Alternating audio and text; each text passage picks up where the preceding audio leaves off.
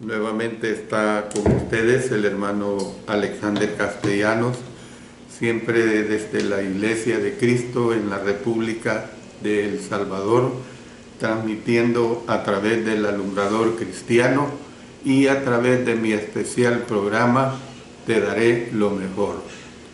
Los días miércoles 5 de la tarde transmito acerca de la vida y ministerio de Cristo. Hoy vamos a disertar sobre la lección número 100 y vamos a seguir con el subtema Rumbo a Jerusalén, parte cuarta. O sea que esta será la última parte de este subtema Rumbo a Jerusalén. De manera pues que siempre agradezco a cada uno de ustedes su sintonía y que siempre lo hagan cada miércoles a las 5 de la tarde, hora de El Salvador. Vamos siempre a pedir la dirección de nuestro Señor a través de la oración. Padre Celestial, te damos gracias porque tú nos permites que podamos disertar acerca de tu palabra. Gracias por este maravilloso estudio de la vida y ministerio de nuestro Señor Jesucristo. Permite que me ayudes a través del Espíritu Santo a enseñar con sencillez, con claridad, y que siempre tú seas muy honrado, que haya mucha edificación para cada uno de los hermanos y hermanas que están escuchando. En el nombre de nuestro Señor Jesucristo. Amén. Amén. Bueno, la parte que vamos a ver ahorita es precisamente acerca de lo que concierne al que al final de la fiesta se dio una polémica en torno a las afirmaciones de Jesús, y esto lo vemos nosotros en el Evangelio de Juan, capítulo 7, versículos 37 hasta el 52. Les repito, pues vamos a ver que al final de la fiesta hubo una polémica en torno a las afirmaciones de Jesús. El siguiente evento que se consigna se llevó a cabo en el último y gran día de la fiesta, como lo dice Juan 7:37. Un evento sobresaliente de este día era el ritual del agua, durante el cual un sacerdote llenaba una vasija de oro en el pozo de Siloé y luego, con gran ceremonia, vertía el agua al pie del altar. Esta ceremonia recordaba el tiempo cuando Dios dio agua a los antepasados de ellos en el desierto. Mire lo que dice, tomando este punto histórico, en Éxodo 17, 5 y 6. Y Jehová dijo a Moisés: pasa delante del pueblo y toma contigo de los ancianos de Israel, y toma también en tu mano tu vara con que golpeaste el río, y ve. He aquí que yo estaré delante de ti allí sobre la peña en Horeb, y golpearás la peña, y saldrán de ella aguas, y beberá el pueblo. Y Moisés lo hizo así en presencia de los ancianos de Israel.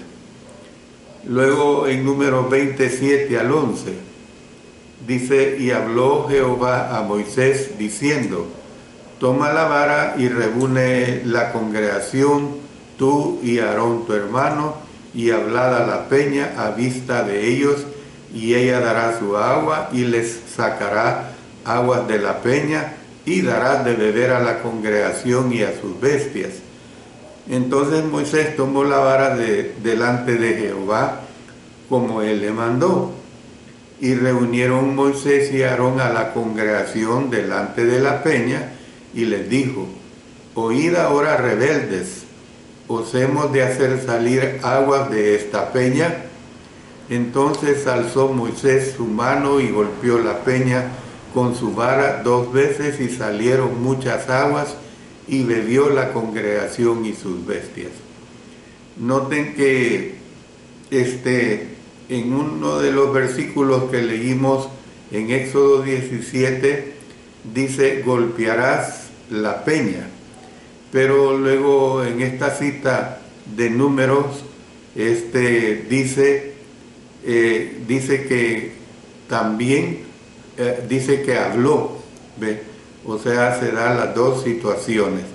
Bueno, yo estoy diciendo que es un evento sobresaliente de ese día, que era un ritual del agua, durante el cual un sacerdote llenaba una vasija de oro en el pozo de Siloé y luego con gran ceremonia vertía el agua al pie del altar.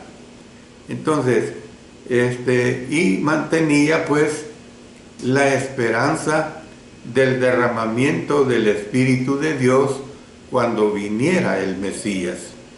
Noten lo que dice Joel 2:28, y después de esto derramaré mi espíritu sobre toda carne y profetizarán vuestros hijos y vuestras hijas, vuestros ancianos soñarán sueños y vuestros jóvenes verán visiones. Y luego esto lo podemos trasladar al libro de los Hechos 2, 16 y 17. Mas esto es lo dicho por el profeta Joel: y en los postreros días, dice Dios, derramaré de mi espíritu sobre toda carne, y vuestros hijos y vuestras hijas profetizarán, vuestros jóvenes verán visiones, y vuestros ancianos soñarán sueños. Fue en ese día que, mire lo que dice Juan 7, 37 y 38, Jesús se puso en pie y alzó la voz diciendo: si alguno tiene sed, venga a mí y beba. El que cree en mí, como dice la Escritura, de su interior correrán ríos de agua viva. En el texto original se lee vientre, pero interior transmite la idea. La vasija de oro había quedado vacía en aquel momento, pero a sus oyentes se les ofrecían ríos de agua que jamás dejarían de correr. Juan, en su condición de autor inspirado por el Espíritu, dio una explicación de las palabras del Señor Jesucristo. Miren lo que dice Juan 7:39. Esto dijo del Espíritu que habían de recibir los que creyesen en Él, pues aún no había venido el Espíritu Santo, porque Jesús no había sido aún glorificado. Se refería pues a la venida del Espíritu Santo, que ocurriría en el primer día de Pentecostés, posterior a la ascensión de Cristo. Mire lo que dice Hechos 1:8. Pero recibiréis poder cuando haya venido sobre vosotros el Espíritu Santo, y me seréis testigos en Jerusalén, en toda Judea, en Samaria y hasta lo último de la tierra. Luego dice, documentando más esto con el libro de los Hechos, en el capítulo 2, versos 1 y 4, luego nos vamos a pasar a los versos 16 y 17 y 38. Cuando llegó el día de Pentecostés, estaban todos unánimes juntos, y de repente vino del cielo un estruendo como de un viento recio que soplaba, el cual llenó toda la casa donde estaban sentados, y se les aparecieron lenguas repartidas como de fuego, asentándose sobre cada uno de ellos, y fueron todos llenos del Espíritu Santo, y comenzaron a hablar en otras lenguas según el Espíritu les daba que hablasen. 16. Mas esto es lo dicho por el profeta Joel: y en los postreros días, dice Dios, derramaré de mi espíritu sobre toda carne, y vuestros hijos y vuestras hijas profetizarán, vuestros jóvenes verán visiones y vuestros ancianos soñarán sueños. 38. Pedro les dijo: arrepentíos y bautícese cada uno de vosotros en el nombre de Jesucristo para perdón de los pecados, y recibiréis el don del Espíritu Santo. De una forma parecida a la que el agua de la roca sació la sed del cuerpo, el Espíritu de Dios saciaría los anhelos espirituales de los que depositaran su confianza en Jesús. Los que oyeron a Jesús se dividieron al responder a sus palabras. Miren lo que nos dice Juan 7:43.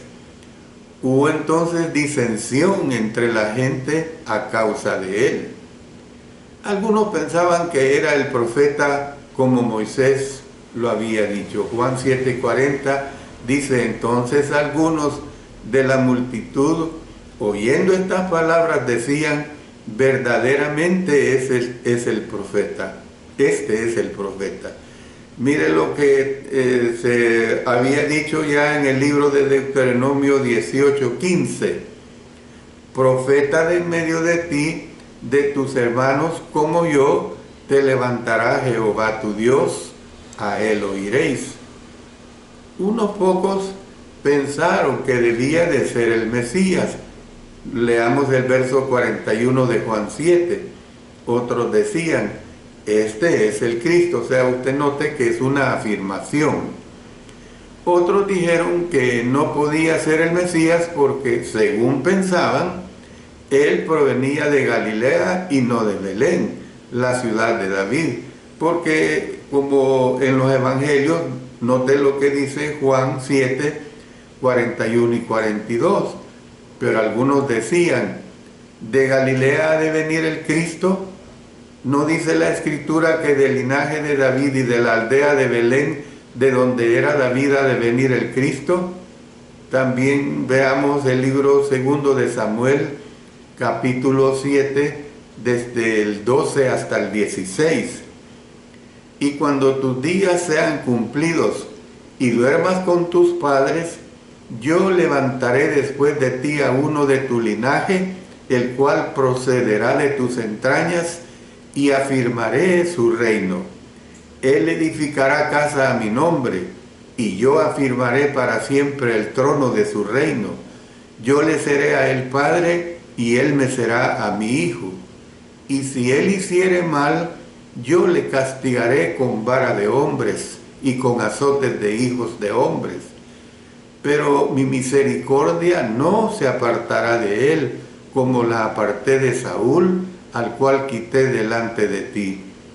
Y será afirmada tu casa y tu reino para siempre delante de tu rostro, y tu trono será estable eternamente.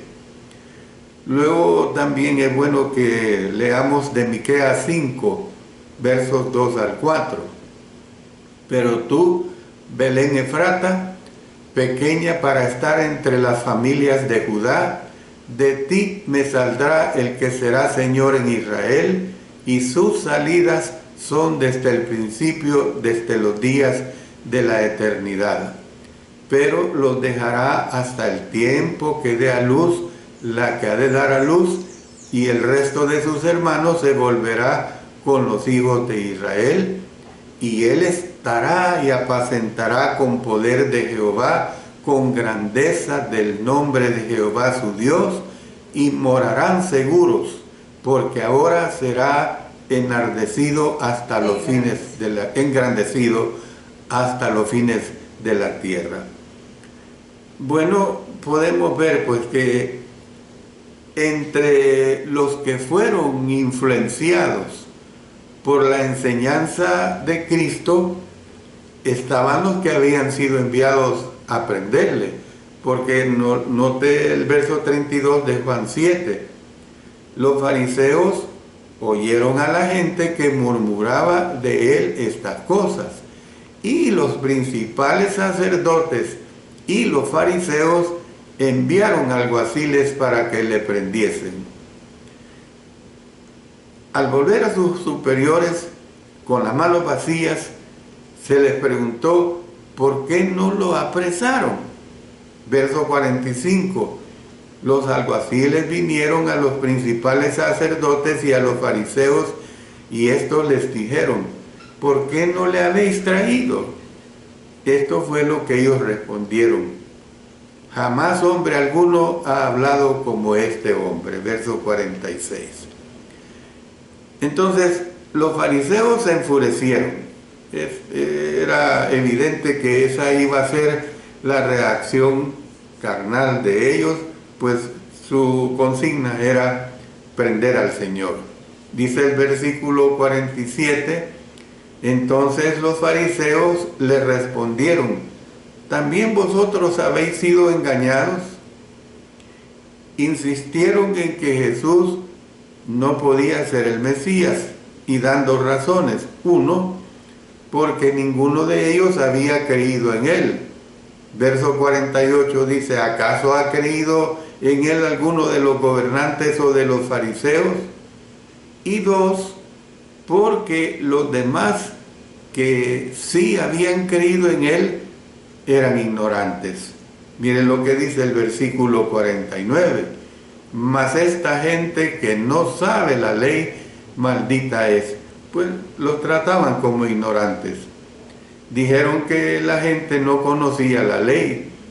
También dijeron que esta gente era maldita. La ley decía que los que desobedecían a Dios eran malditos. Recordemos lo expresado en Deuteronomio 27:26. Maldito el que no confirmare las palabras de esta ley para hacerlas. Y dirá todo el pueblo: amén. Los gobernantes estaban tan cegados por el prejuicio que no podían ver que eran ellos y no los creyentes los que estaban desobedeciendo. Y número 3, porque decían, porque de Galilea jamás se levantó profeta alguno. Juan 7:52. Respondieron y le dijeron: ¿eres tú también Galileo? Escudriña y ve que de Galilea nunca se ha levantado profeta. Bueno, por lo menos un profeta provino de Galilea. Tenemos el caso de Jonás. Segundo Reyes 14:25 dice: él restauró los límites de Israel desde la entrada de Hamat hasta el mar del Arabá, conforme a la palabra de Jehová, Dios de Israel, la cual él había hablado por su siervo Jonás, hijo de Amitai, profeta que fue de Gat-Efer. Los fariseos pusieron en evidencia tanto su ignorancia del Antiguo Testamento como su ignorancia del origen de Jesús. Más adelante, en Juan 9:29, dice: nosotros sabemos que Dios ha hablado a Moisés, pero respecto a ese, no sabemos de dónde sea. Entonces, reconocerían que realmente no tenían idea de dónde era él. Uno de los fariseos llamado Nicodemo, que había venido a Jesús de noche, miren lo que dice el Evangelio de Juan 3:1 y 2. Había un hombre de los fariseos que se llamaba Nicodemo, un principal entre los judíos. Este vino a Jesús de noche y le dijo: Rabí, sabemos que has venido de Dios como maestro, porque nadie puede hacer estas señales que tú haces si no está Dios con él. Entonces Nicodemo hizo notar que no era lícito condenar a un hombre sin haberlo sometido a un juicio justo. Dice el Evangelio de Juan 7:50 y 51. Les dijo Nicodemo, el que vino a él de noche, el cual era uno de ellos: ¿juzga acaso nuestra ley a un hombre si primero no le oye y sabe lo que ha hecho?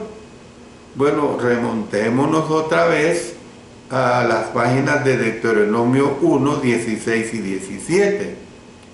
Y entonces mandé a vuestros jueces diciendo: oíd entre vuestros hermanos y juzgad justamente entre el hombre y su hermano y el extranjero. No hagáis distinción de persona en el juicio, así al pequeño como al grande oiréis. No tendréis temor de ninguno, porque el juicio es de Dios, y la causa que os fuere difícil, la traeréis a mí, y yo la oiré. Y también en Deuteronomio capítulo 19, leamos los versículos 15 hasta el 21. No se tomará en cuenta un solo testigo contra ninguno en cualquier delito ni en cualquier pecado, en relación con cualquier ofensa cometida. Solo por el testimonio de 2 o 3 testigos se mantendrá la acusación. Cuando se levantare testigo falso contra alguno para testificar contra él, entonces los 2 litigantes se presentarán delante de Jehová y delante de los sacerdotes y de los jueces que hubiere en aquellos días. Y los jueces inquirirán bien, y si aquel testigo resultare falso y hubiere acusado falsamente a su hermano, entonces haréis a él como él pensó hacer a su hermano, y quitarás el mal de en medio de ti. Y los que quedaren oirán y temerán, y no volverán a hacer más una maldad semejante en medio de ti, y no le compadecerás vida por vida, ojo por ojo, diente por diente, mano por mano, pie por pie. Notemos que Nicodemo no confesó su fe, pero por lo menos defendió al Señor públicamente. Había hecho progreso en su fe desde la respuesta de él que se recoge aquí en el Evangelio de Juan capítulo 3. Lo único que logró Nicodemo con sus palabras fue que se volvieran contra él, porque mire lo que dice Juan 7:52. Respondieron y le dijeron: ¿eres tú también Galileo? Escudriña y ve que de Galileo nunca se ha levantado profeta. El texto aclara que ellos no pudieron prender al Señor. Mire lo que dice los versos 30 y 44 de Juan 7.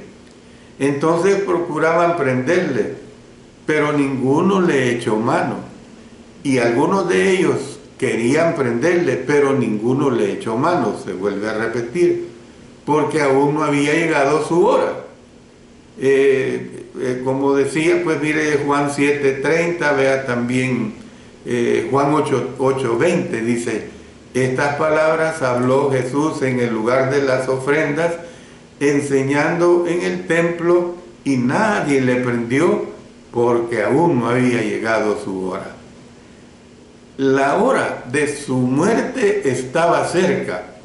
Estaba, hermanos y hermanas, a solo 6 meses, pero no era todavía. Entre tanto, él estaba protegido por la providencia de Dios. En esta ocasión, los enemigos de Jesús se contuvieron por el hecho de que algunos de la multitud creyeron en él. Bueno, veamos otro aspecto de esta lección que es muy importante. Después de la fiesta, ¿qué es lo que se ve? Hay una polémica en torno a la misericordia de Jesús.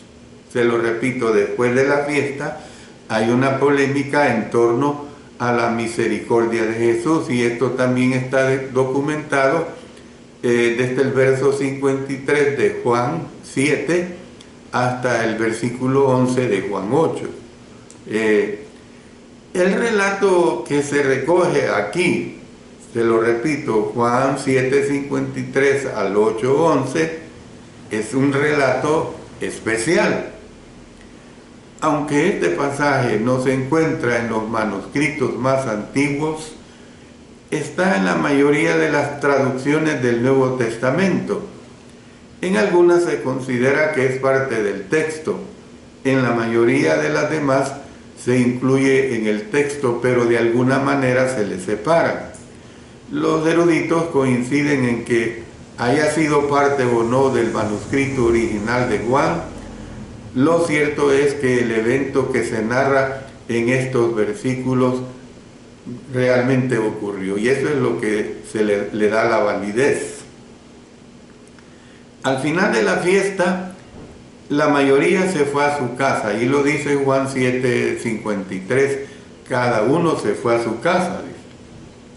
Pero Jesús se quedó en la zona, pasó la noche en el monte de los Olivos. Dice Juan 8:1, y Jesús se fue al monte de los Olivos.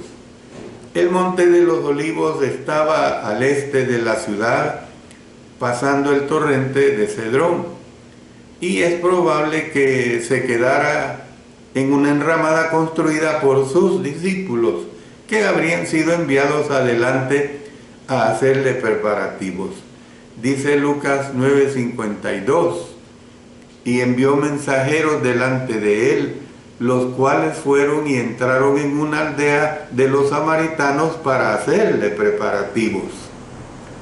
Por la mañana, él estaba de nuevo en el templo enseñando. Notemos lo que nos dice el Evangelio de Juan 8, leamos los versículos 2 y después nos pasamos al 20. Y por la mañana volvió al templo y todo el pueblo vino a él, y sentado él les enseñaba. 20. Estas palabras habló Jesús en el lugar de las ofrendas, enseñando en el templo, y nadie le prendió porque aún no había llegado su hora. Sus oyentes pues habrían sido residentes de Jerusalén, además de algunos viajeros que aún no habían partido. Fue interrumpido por sus enemigos, que le trajeron una mujer sorprendida en el acto mismo de adulterio. Miren lo que dice el Evangelio de Juan 8, versículos 3 y 4. Entonces los escribas y los fariseos le trajeron una mujer sorprendida en adulterio, y poniéndola en medio, le dijeron: Maestro, esta mujer ha sido sorprendida en el acto mismo de adulterio. Le dijeron: en la ley nos mandó Moisés apedrear a tales mujeres. Tú, pues, ¿qué dices? Juan 8:5. A estos hipócritas no les importaba la ley. De otro modo, también hubieran traído al hombre involucrado en la transgresión, porque la ley estipulaba que tanto el hombre como la mujer debían ser apedreados. Note lo que dice Levítico 20:10. Si un hombre cometiere adulterio con la mujer de su prójimo, el adúltero y la adúltera indefectiblemente serán muertos. Dice también Deuteronomio 22:22. Si fuere sorprendido alguno acostado con una mujer casada con marido, ambos morirán, el hombre que se acostó con la mujer y la mujer también. Así quitarás el mal de Israel. Entonces, ¿qué es lo que vemos?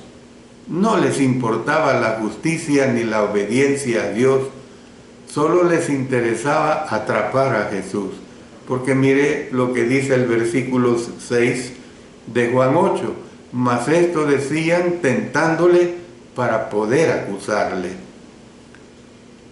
Cristo les dijo en el versículo 7 de Juan 8, el que de vosotros esté sin pecado sea el primero en arrojar la piedra contra ella. Luego se inclinó y escribió en el polvo. Y hago una aclaración, el texto no dice que escribió, y es en vano conjeturar, hermanos y hermanas. Entonces, se inclinó y escribió en el polvo que cubría el piso de piedra del templo. Dice Juan 8:8, pero Jesús, inclinado hacia el suelo, escribía en tierra con el dedo. Al enderezarse, los acusadores se habían ido. Dice Juan 8, 9 y 10. Pero ellos, al oír esto, acusados por su conciencia, salían uno a uno, comenzando desde los más viejos hasta los postreros, y quedó solo Jesús y la mujer que estaba en medio.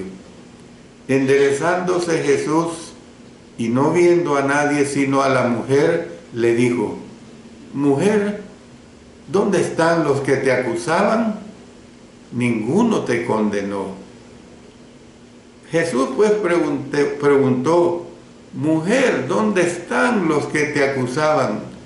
Ninguno te condenó. Ella contestó: Ninguno, Señor.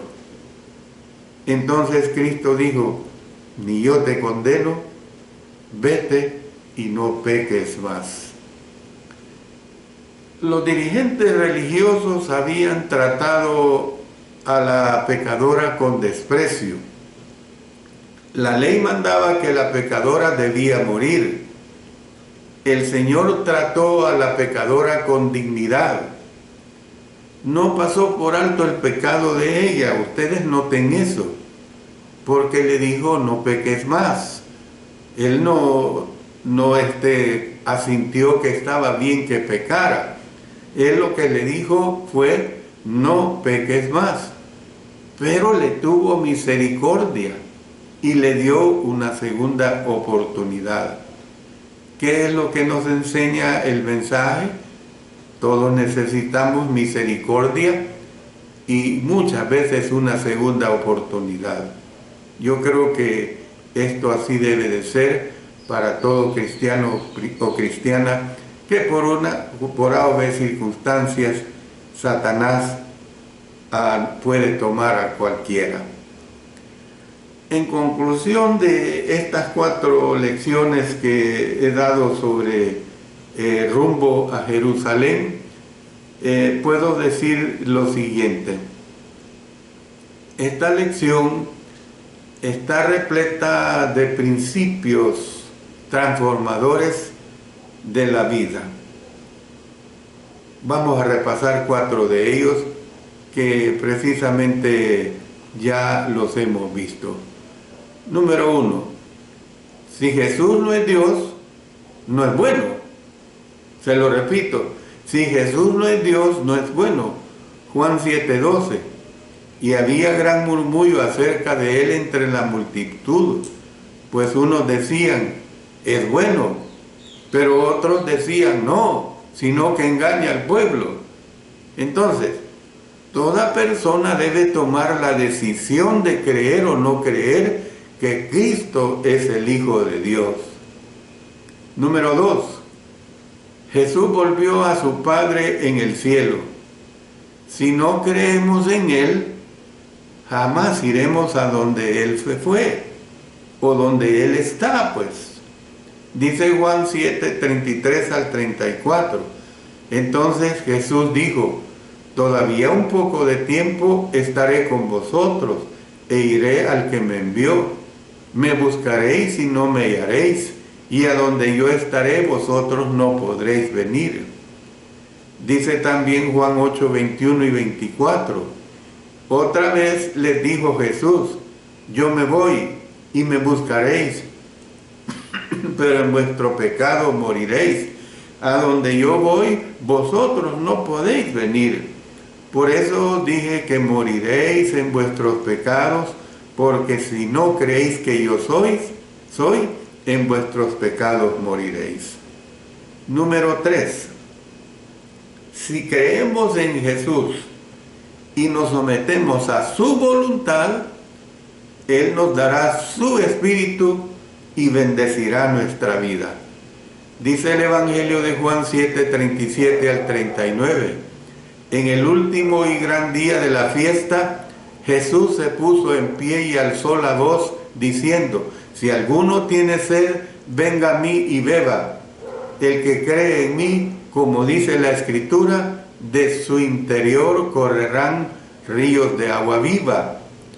Esto dijo del Espíritu que habían de recibir los que creyesen en Él, pues aún no había venido el Espíritu Santo, porque Jesús no había sido aún glorificado. Y lo que ya hemos leído de Hechos 2:38, Pedro les dijo: arrepentíos y bautícese cada uno de vosotros en el nombre de Jesucristo para perdón de los pecados y recibiréis el don del Espíritu Santo. Número 4. Si aún siendo cristianos nos viéramos envueltos en una maraña de pecado, Él nos dará otra oportunidad, lo que hace un momento decía. Juan 8:11 nos dice: ella dijo: ninguno, Señor. Entonces Jesús le dijo: ni yo te condeno, vete y no peques más. Entonces, si aún siendo cristianos nos viéramos envueltos en una maraña de pecado, Él nos dará otra oportunidad si nos volvemos a Él arrepentidos y en oración. Dice Hechos 8:22, arrepiéntete pues de esta tu maldad y ruega a Dios si quizás te sea perdonado el pensamiento de tu corazón. Dice en 1 Juan 1:9, si confesamos nuestros pecados, Él es fiel y justo para perdonar nuestros pecados y limpiarnos de toda maldad. Yo termino mi mensaje diciendo lo siguiente, hermanos y hermanas. Si aún no ha manifestado usted su fe en Cristo por medio de bautizarse para ser salvo de sus pecados pasados, noten lo que nos dice Marcos 16:15 y 16, y les dijo: id por todo el mundo y predicad el Evangelio a toda criatura. El que creyere y fuere bautizado será salvo, mas el que no creyere será condenado. Ahora es el momento de hacerlo. Si usted ha sido un hijo de Dios infiel, ahora es el momento de volver. La mayoría de los que oyeron a Jesús predicar durante la fiesta de los tabernáculos perdieron la oportunidad de salvarse. Y yo le digo a usted, hermano y hermana, no la pierda usted. Yo le digo también a usted, amigo, que anda en busca del Señor, no pierda la oportunidad. Yo doy gracias siempre a Dios por permitirme ser un disertador de su palabra. Es Él el que habla, solo transmito y repito lo que Él ya nos ha enseñado. Que Él nos ayude, hermanos y hermanas, a vivir, a ser como Él nos manda, para llevar una vida de santidad y sobre todo una vida de camino hacia la vida eterna. Eso es lo que realmente nosotros nos debe de incentivar. Gracias a ustedes por siempre estar pendientes de estos interesantes estudios. Pero siempre quiero aprovechar dar una nota de propaganda. Este lunes que viene, lunes 17 de junio, año 2024, comenzaré un nuevo estudio en vista de que los días lunes, a través de Mensaje para Salvación y a través de mi especial programa Cultivando Vidas para Cristo, el lunes recién pasado terminé con la lección número 124, el estudio del libro de Colosenses.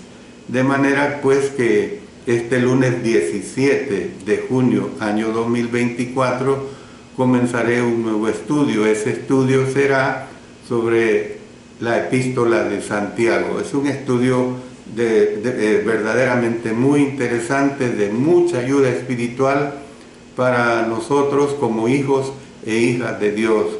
Se comprenden muchos aspectos espirituales y muchos aspectos doctrinales.